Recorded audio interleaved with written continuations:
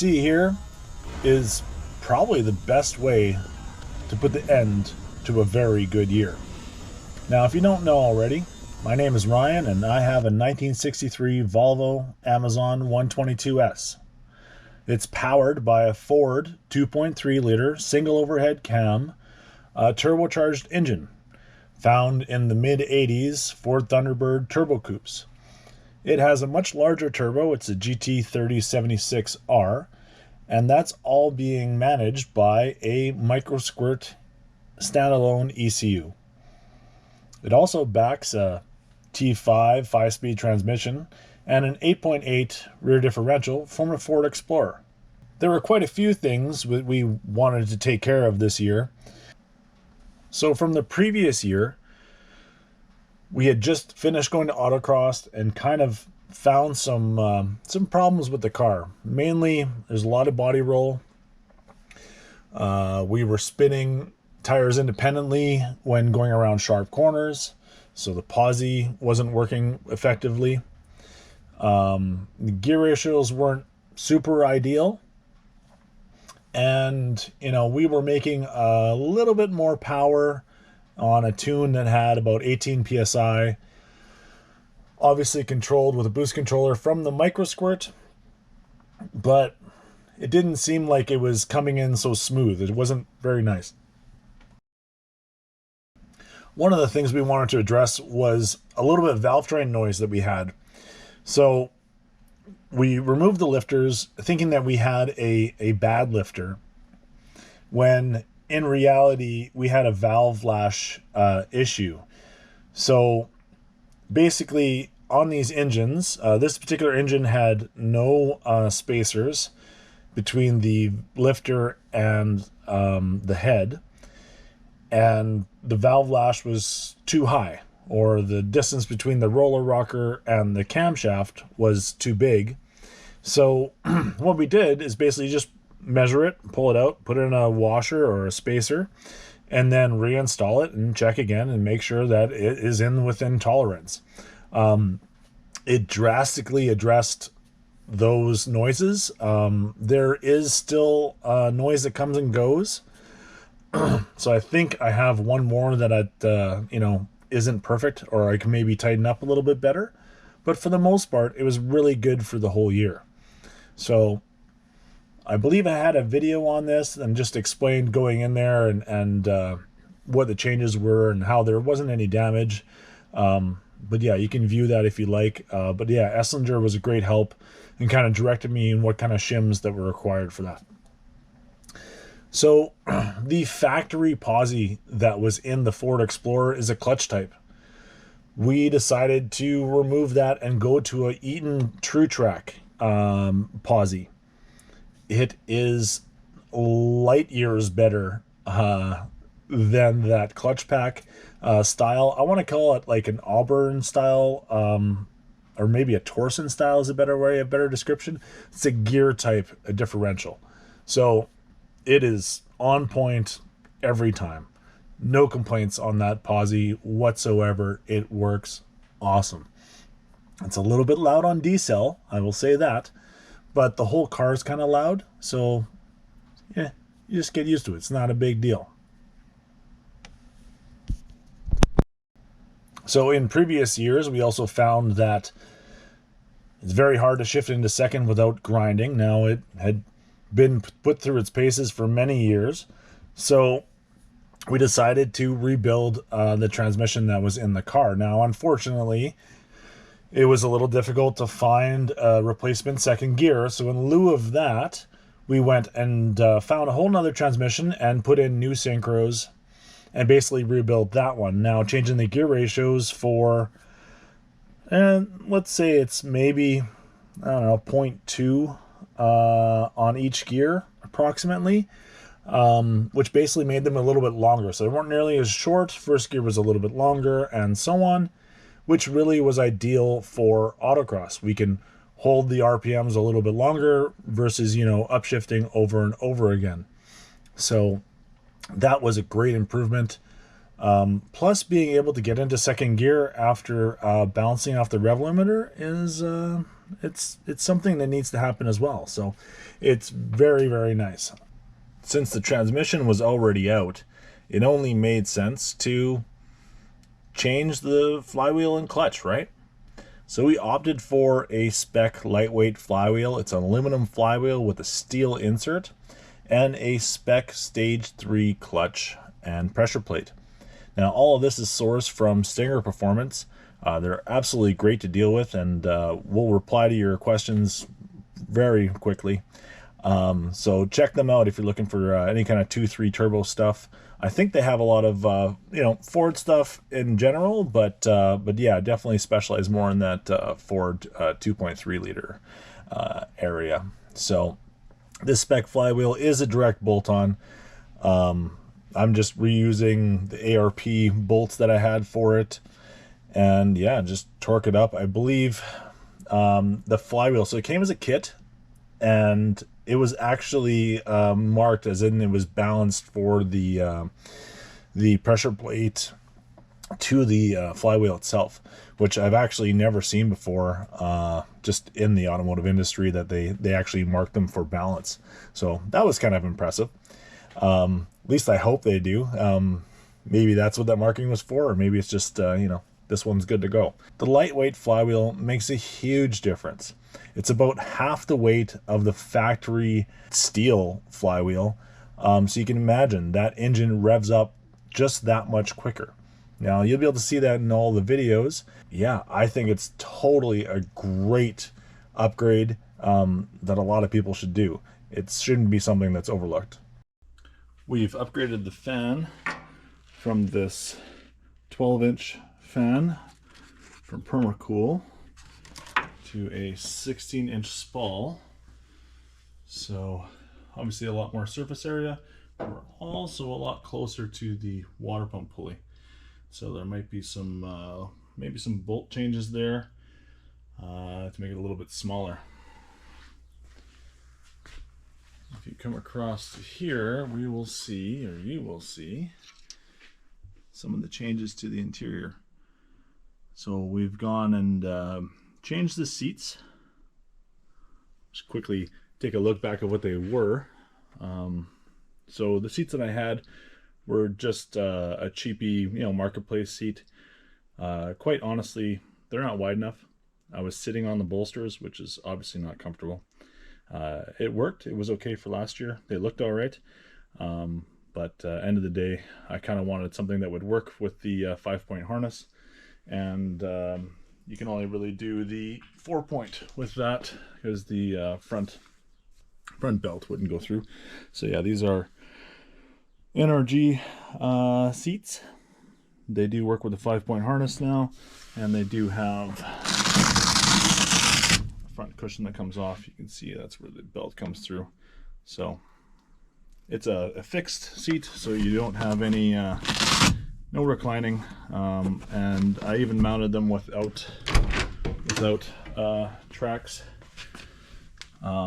just because I wanted it to be a little bit more secure. I wasn't overly impressed with the track unit. Sure, I could make it work, but it would add another 1/2 inch to the seat height, and then we start worrying about where your helmet is when you're in autocross, when you're driving and so on. Where is it a comfortable level? So yeah, I didn't want to sacrifice that 1/2 inch. So instead of doing that, I just mounted it solid. As they're fixed back, there's not much you can do for the back of the car anyway. You're not going to really be able to slide them over, so and utilize the back. So it's really just going to be like a backpack or something in the back there. So you may also notice a different shifter. So that is a Hurst shifter. We did have to modify the actual shifter handle, as the bend was basically making it contact on the bezel. Bezel's moved back a little bit just to clear for second. So that's a little bit different. And then we've also upgraded the steering wheel. So in previous, we just had a I think it was just an eBay steering wheel, and it was just a plastic outside rim. So this is now leather, It is a Momo steering wheel. I don't think it's actually showing up quite well for the lighting. But yeah, Momo steering wheel with individual buttons here. So on this side we got line lock, and that side we're probably going to put launch control. But basically when you're in the car, in harnesses, you can't reach some of the controls on the dash. So those are the two main ones. I was thinking about putting like a switch panel in the center console, but we haven't got there yet. And I might end up changing some gauges too, but I think that's just a future plan, not necessarily what's going on, you know, in the near future. All right, so some of the other stuff, if you remember some of the autocross videos, you may notice that the car had a lot of body roll. So, of course it does. It has different front springs and let's call them upgraded front shocks. Actually, upgraded rear shocks too. So basically, the rear shocks are just a Bilstein shock for a random car. Honestly, marketplace buy their Bilsteins and their performance for I think it was a Ford Fusion, which is obviously a little bit heavier. So I was hoping for a little bit more dampening, so a little bit stronger, stiffer shock. They seem to work great. The fronts are a direct fit. I believe, I want to say KYBs. I believe so. Those are KYBs.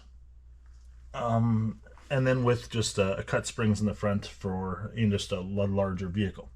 So the body roll in this car is probably most related to the factory sway bar. So as you can see here, this is the factory sway bar.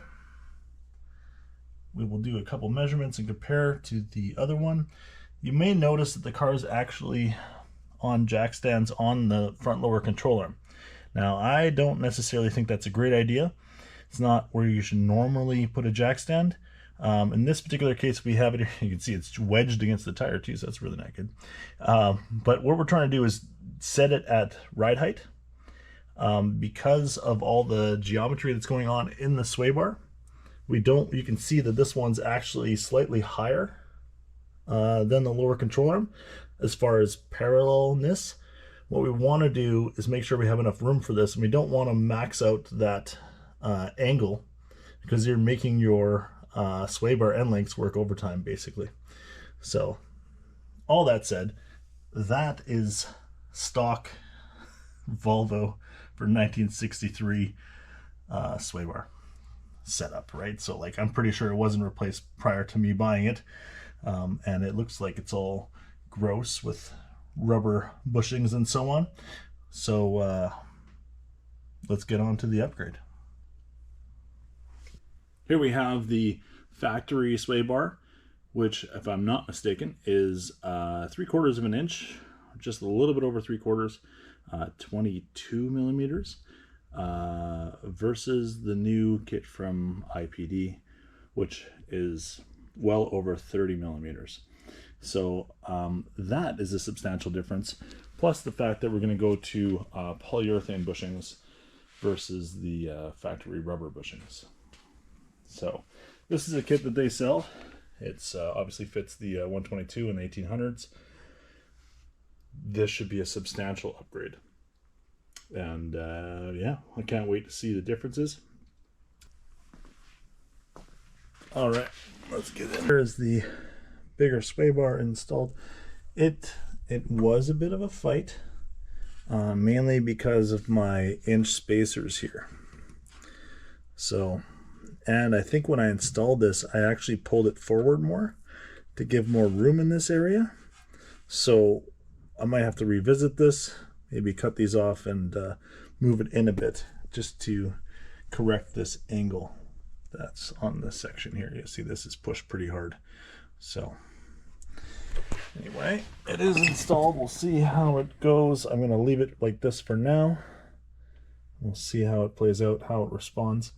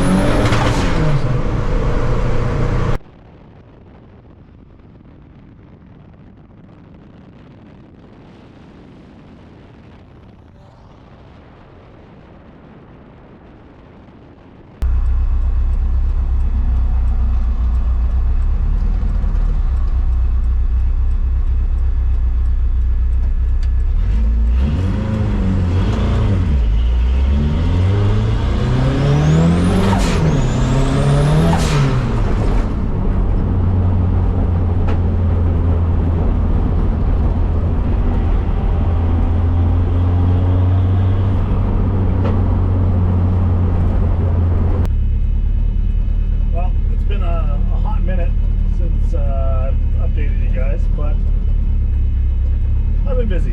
What can I say? So we left off, we threw the transmission in, we're breaking it in, breaking in the clutch, and yeah, some of the things that I had to deal with or come across was it wanted to pop out of gear, which has a new shifter.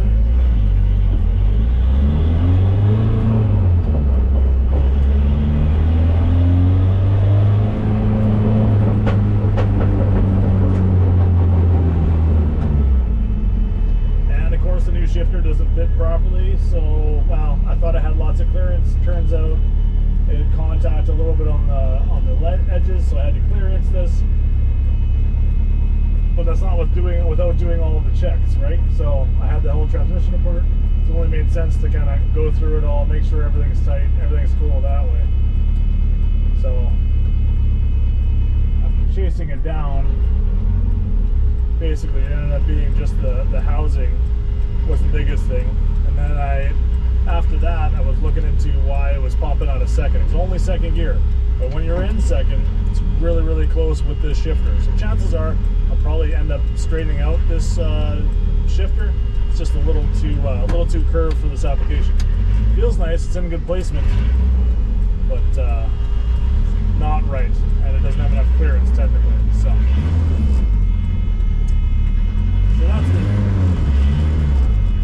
that's the shifter side.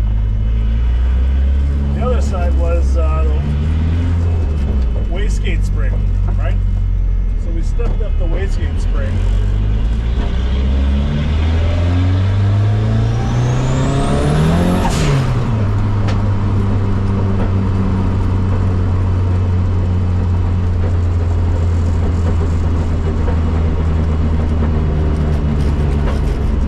So yeah, we stepped up the wastegate spring.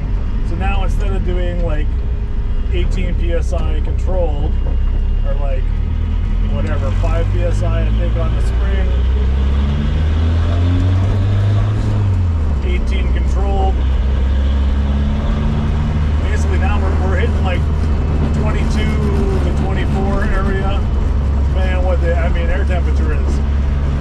So that opened up a whole nother page, right? So now I was chasing what I thought was an overboost scenario. So initially it was. It was overboosting because I wasn't expecting to see that. I had it set, I don't know, 20, 22. So we raised that. But then it was still backfiring. So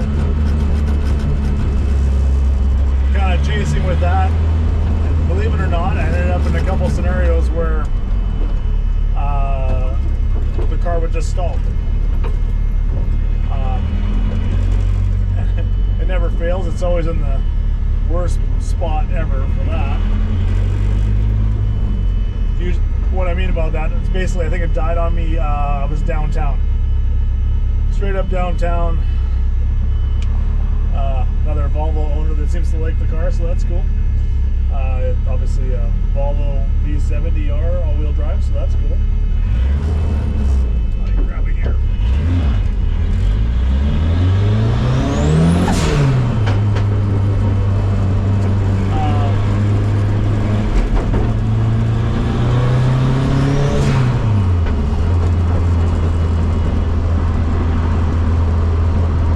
So yeah, we're chasing overboost. We're dropping it down and everything, and we're raising it up so it doesn't hit, the overboost doesn't hit it, which was fine for the most part, right? I got into a stalling issue, and you're like, wow, why is it stalling, right? Is it a source issue? Is it like a power source issue? Is it, a fuel issue? What's really going on? And basically it felt like it went completely dead. Now, as soon as your inputs go out of the standalone, it's going to look like that, right? You're not necessarily going to get any kind of attack movement. You're not going to get any coil firing, especially if you lose crank signal. In this car, we're basically just running off a crank signal. So what happened was basically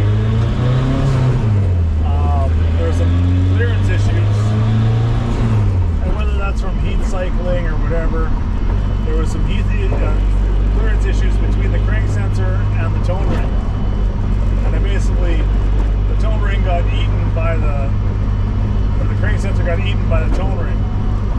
So now it's causing an intermittent no start and also causing backfiring. So just that alone, along with everything else that goes on in everyone's day-to-day and their, my particular case, full-time job and any kind of family life going on, takes time to wrap your head around it, whatever. So that's kind of an excuse for not making a video, but at least on this car. But another one of the things that I forgot was, or coming to me now basically, was map sensor. So I literally I started the car in the morning. I go to start the car in the morning and it's barely running, it's chugging, it's blowing black smoke. And nothing changed from the night before into the morning. So obviously you pull out the laptop, start checking it out, trying to figure out what's going on, and my map sensor so I had a 3-bar GM map sensor. That map sensor just failed, flat out failed. And I'm like, okay, that's kind of interesting. So I put another one on, and if anyone's ever dealt with that, it's funny that you can get a 2-bar map sensor, but it only goes to, I think, 14 psi, and if you get a 3-bar sensor, it's good to like 30. Pretty sure they got their bars screwed up, but regardless of which, I put another sensor in and I started using it, and it was good for a couple days, and then out of nowhere did the same thing, and I confirmed my voltage is in, my 5-volt reference, the signal wire, everything's great. So I opted for basically an AEM sensor, which is a shockproof sensor. So that's kind of the key here, is shockproof. My theory is I had it mounted on the side of the fender, and what I think was happening was basically there was too much vibration, and with the vibration it would mess with the sensor, and in some cases just knock it right out. So with the AEM sensor, night and day difference. Consistent map readings, nothing weird going on, and yeah, it's so much nicer. I literally went back to my old data logs, and you can see that the car's not in the same, not in the same map. It doesn't move the same way, right? Because the map sensor is stuck, right? So we're not getting that the right flow, and then your tune's off. So like chasing all of that is kind of where it's been. And then what else do we do? I ripped apart the transmission mounts and just tore it right to shreds. So I'm going to a polyurethane mount that's just a T5 mount for, I think, a Mustang. 2 bolts instead of single bolt on the bottom.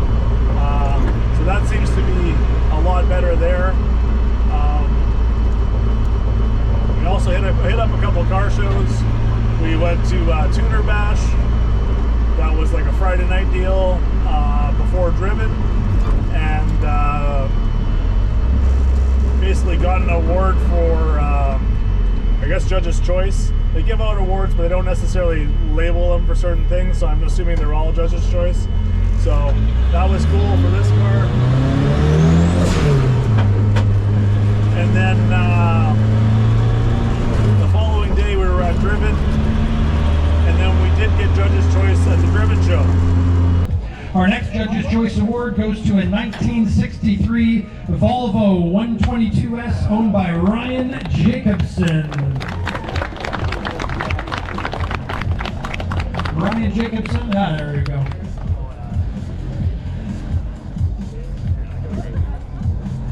So it's super awesome that they're kind of seeing what I see in the vision for this car, and showing the respect for it. So that's super awesome to do that. It's pretty wicked. And then beyond that, actually just finished going to autocross with this thing, and it's awesome. He was awesome a few more times in this video, just in case you're not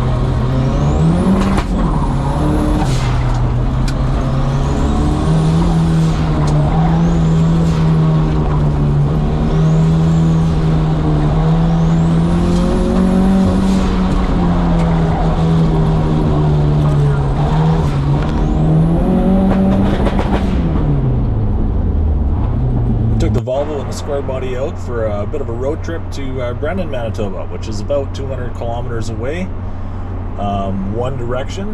But yeah, great car show out there. Way more cars than I expected. I believe it's every 4 years for Brandon, for that location. They'll move it around. It used to be called, I believe, the Super Run. But great turnout, a lot of cool cars that I haven't seen before, and yeah, I'll be going again. It was a great show.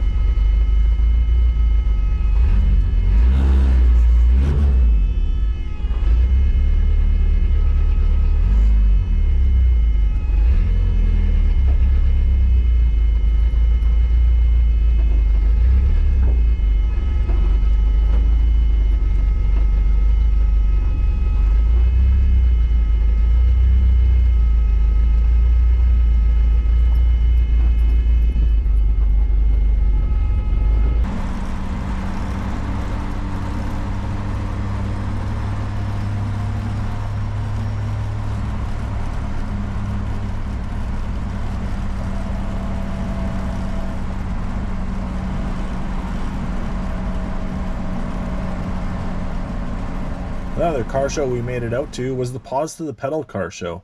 Now this one was actually moved from its normal location to the Red River College grounds, which was kind of secluded for, you know, street traffic, but great venue otherwise. One of the key pieces of the autocross puzzle came together, and I finally got the set of tires I was waiting for, the set of Falcon tires, which had like a 200 tread wear. Now, prior to that, we were just running all seasons, so it was very interesting to see how much better this car responded and performed.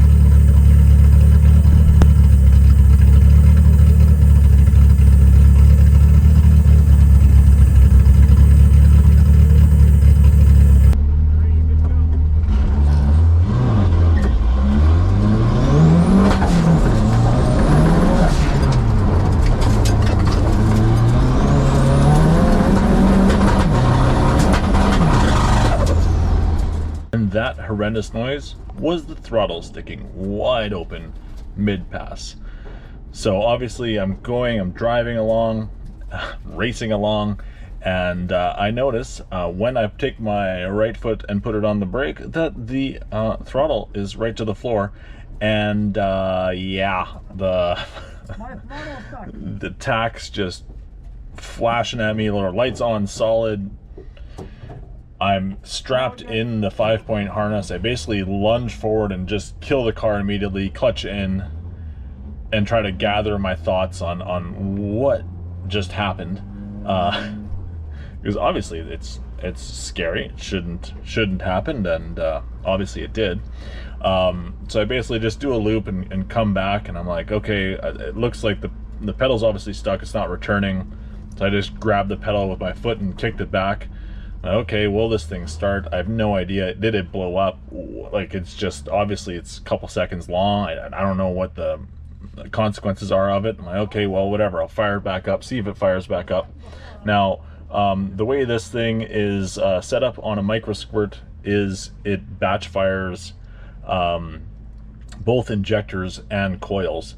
So that said, when you go into a rev limiter, you're shutting those off. Right? So now, instead of just shutting off an individual cylinder, you're shutting off pairs of cylinders.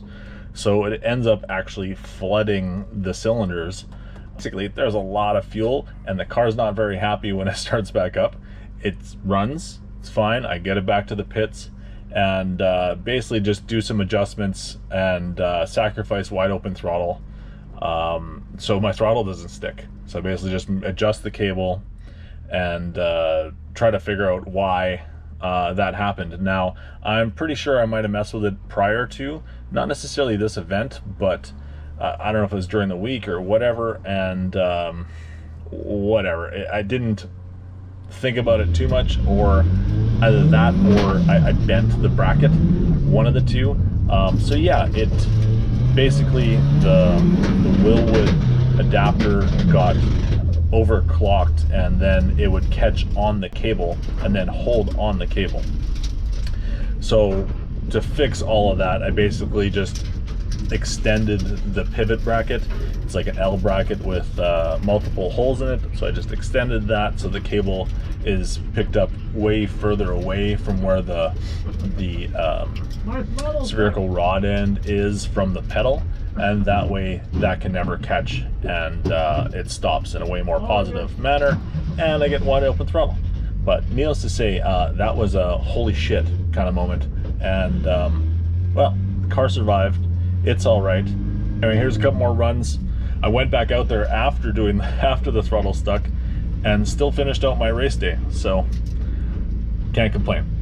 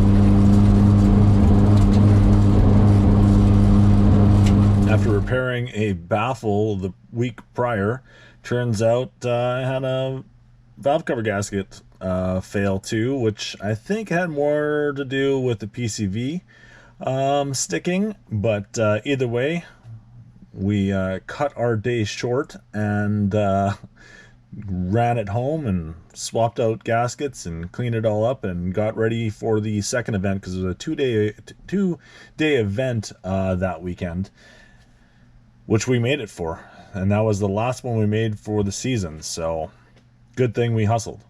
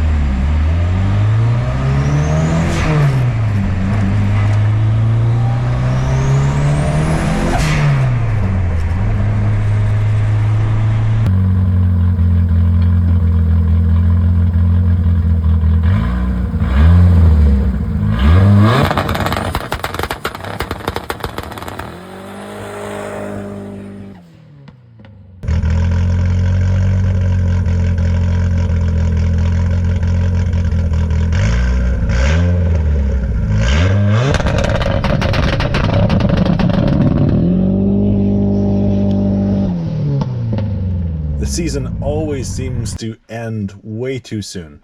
And since there wasn't a grand finale as far as events this year, it seemed kind of just to taper off a little too quick. I've decided to do a little bit something extra on my own. And we happened to, you know, borrow a warehouse for a little bit. So enjoy.